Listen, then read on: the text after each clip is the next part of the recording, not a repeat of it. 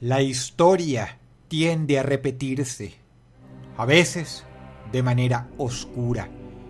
Durante los tiempos del Imperio Romano, los católicos eran a menudo perseguidos y ejecutados de las formas más atroces. Uno quisiera creer que el hombre aprendió algo tras este hórrido y doloroso episodio, pero lo cierto es que aquellos que fueron víctimas pronto se convirtieron en verdugos y el ciclo empezó de nuevo.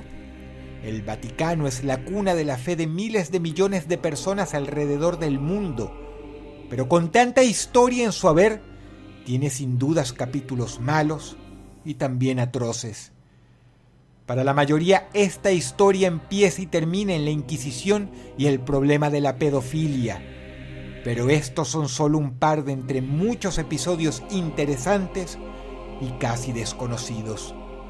Prepárate para un viaje completamente perturbador porque esta noche descenderemos a través de los 7 secretos más oscuros del Vaticano.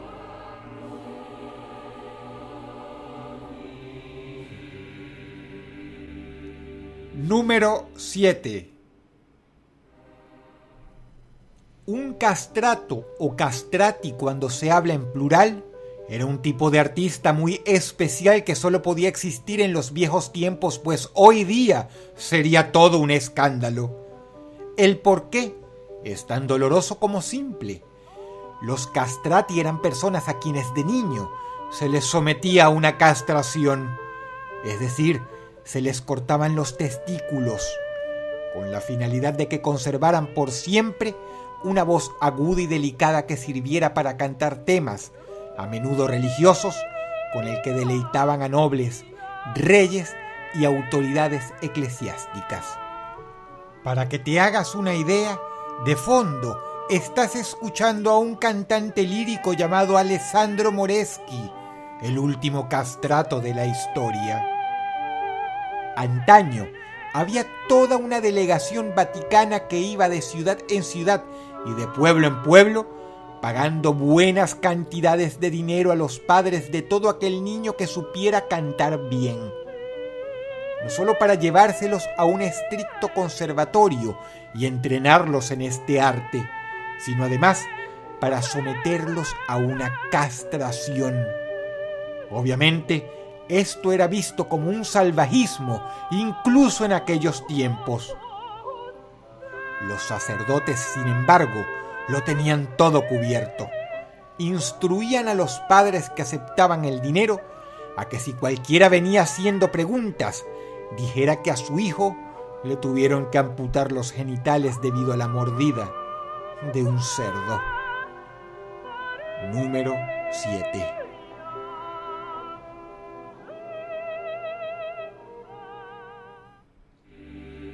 Número 6.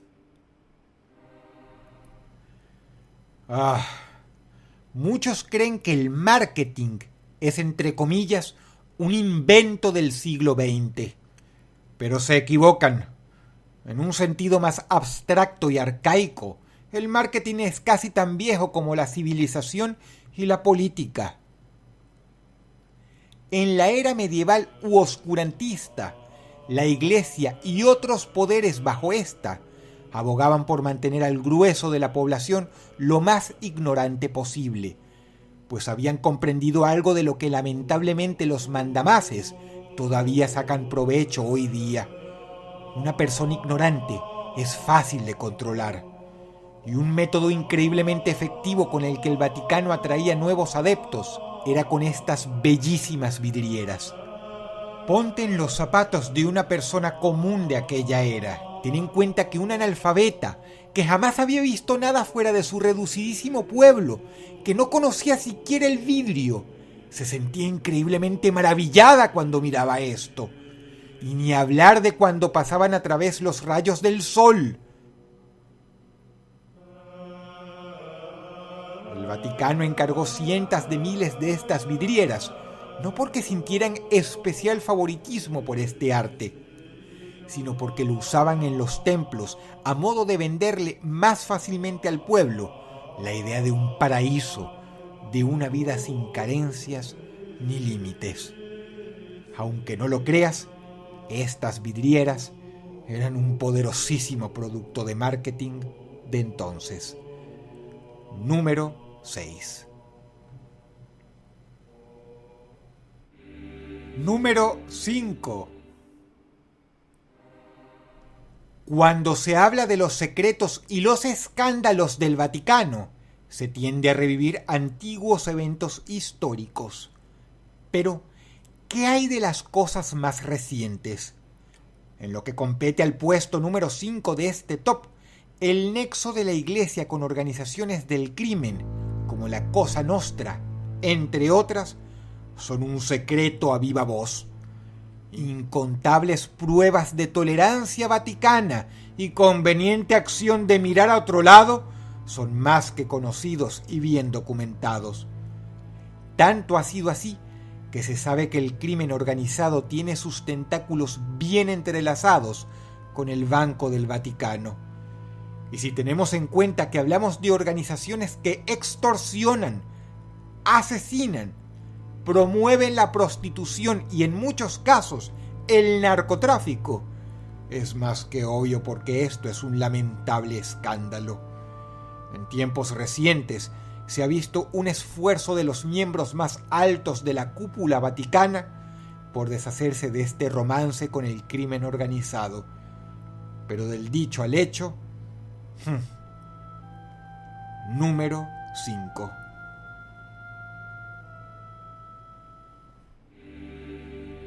Número 4. No todo tiene que ser necesariamente oscuro. El Vaticano también guarda secretos tragicómicos que te pueden hacer sonreír. La siguiente alegación puede prestarse a discusión, pero pasa que según muchos entendidos, este fue el más grande artista de la historia. Fue arquitecto, pintor y escultor. Y en todas esas disciplinas excedió de tal manera que incluso en pleno Renacimiento, periodo histórico que parió a varios de los artistas más importantes en la historia, nadie igualó a Miguel Ángel. Estamos hablando del hombre que ideó y pintó la Capilla Sixtina, el cuadro de la creación de Adán, y también esculpió esto. Sé que cada cosa que apareció en pantalla la reconociste. Considera que todo eso es obra de la cabeza y mano de una sola persona. Pero había un detalle que hoy para nosotros no es un problema, pero en aquel entonces sí. Miguel Ángel era homosexual, y no precisamente un homosexual discreto. Era amanerado y del tipo escandaloso. Para dorar a la píldora, también tenía carácter de artista, pero lo salvaba el hecho de que era Miguel Ángel, el más grande, el creador de obras dedicadas a la iglesia tan maravillosas que hoy, a más de 451 años de su muerte, reconoces. Ahora, por otro lado, tenemos que el Papa era Giuliano della Rovere, nombre del pontífice Julio II, conocido como el Guerrero, no tanto por su pasado como por su mal carácter.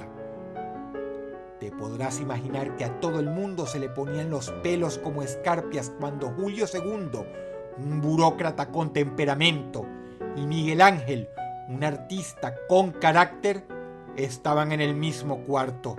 Era una cosa más o menos así. Pero lo lindo de esta historia es que aunque no lo creas, ambos eran muy buenos amigos. Hay quienes creían que se odiaban, pero no, se estimaban muchísimo. Y obvio, Julio II podía haber sido muchas cosas, pero jamás un tonto. Él sabía muy bien la condición sexual de Miguel Ángel, y eso no impidió que lo defendiera muchas veces y le sacara las castañas del fuego otras tantas. Y no pienses mal, Julio II era heterosexual. Simplemente, ambos eran amigos. Se dice que algunas veces peleaban, a veces hasta los puños, Peleas que, por supuesto, ganaba su santidad. En ocasiones Miguel Ángel aparecía con un ojo morado. Otro secreto más del Vaticano. Número 4.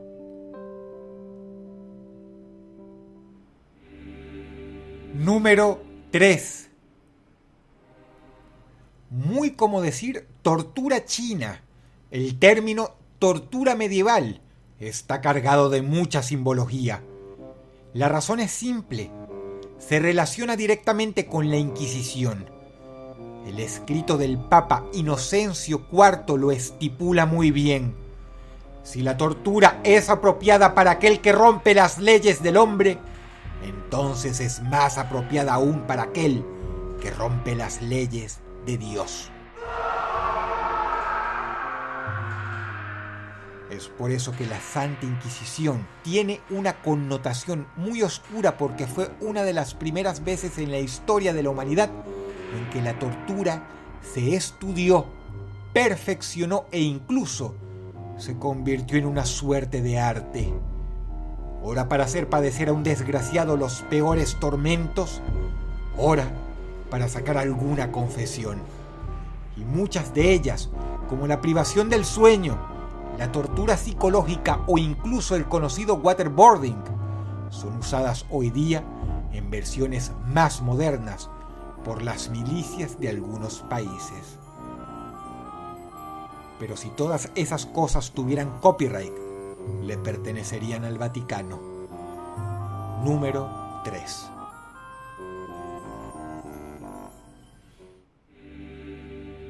Número 2. Es obvio que siendo una de las instituciones más antiguas del mundo, la Iglesia haya tenido trifulcas internas. El problema es que hubo tiempos en que el Vaticano tuvo modos bastante duros de lidiar con estos problemas. Martín Lutero no fue el único que puso el grito en el cielo al ver lo que consideraba como una estafa del Vaticano hacia el pueblo, ya sea por sacerdotes cobrando dinero por conceder la entrada al cielo o por abusos de poder de diversa índole.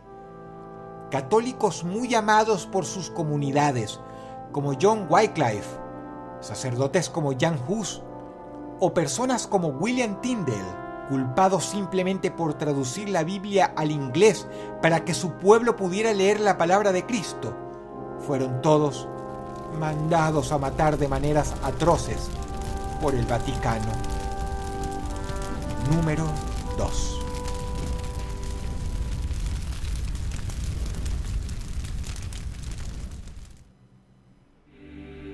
Número 1. Si pedimos tu opinión sobre qué acción objetable ha cometido el Vaticano en los últimos tiempos, el tema de los curas pederastas probablemente saldrá a colación. Muchos otros hablarán sobre la Inquisición, pero respecto a esta, hay una verdad que pocos saben. A ver, a pesar de ser un pensamiento desagradable, uno puede hacerse la idea de por qué un sacerdote medieval o una monja de entonces estaría interesada en ver arder a una persona acusada de brujería, de hacer pactos con Satanás, con Belcebú. Es atroz, sí, pero se puede llegar a contemplar el tren de pensamiento de una persona así. Sin embargo, la realidad era sensiblemente peor. Resulta ser que la Inquisición española a menudo buscaba y rebuscaba culpables de herejía, no bajo sospechas medianamente bien fundamentadas de pactos con el lado oscuro, sino simple y llanamente porque la Inquisición en sí misma era una microeconomía, desde los fiscales hasta los verdugos, pasando por las prisiones, el personal de estas y los mismos sacerdotes que oficiaban de jueces. Si uno piensa en la Inquisición, en lo que era, cuesta creer que el concepto pueda ser todavía más grotesco hasta este momento. Ahora sabes que muchas personas fueron llevadas gritando y llorando al cadalso, no bajo sospecha ideológica de herejía, sino porque simplemente la Inquisición era un negocio que mantenía a muchos empleados del Vaticano. Número 1. Si el video te gustó, por favor dale pulgar arriba y compártelo con tus amigos. Suscríbete a mi canal si quieres ver más videos así. Si crees que ya lo has visto todo, las voces ocultas tienen algo que decirte.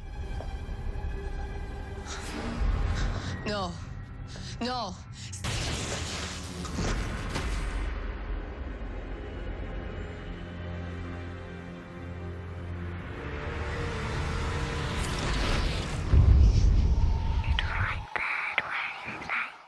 Añádete a mis redes sociales dándome like en Facebook y siguiéndome en Twitter e Instagram para estar en contacto. Por favor, hazlo, ya que actualizo muy a menudo mis redes sociales con mucho contenido. Le doy un agradecimiento muy grande a Antonio Pritchett Duarte, pues de él fue la idea que dio luz a este video. Te habla Dodros y te deseo buenas noches.